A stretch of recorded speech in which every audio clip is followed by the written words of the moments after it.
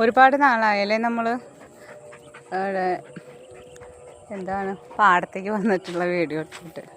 ഇങ്ങോട്ട് വരത്തില്ല കേട്ടത്. ഇപ്പോൾ എന്താണെന്നറിയോ, ഇപ്പോൾ നല്ല മര്യാദയ്ക്ക് ഇവിടെ വന്നതാണ്. അവിടെ പടക്കം പൊട്ടിയേ, അപ്പോൾ അതിൻ്റെ പേടിയാണ് ഈ കാണിക്കുന്നത്.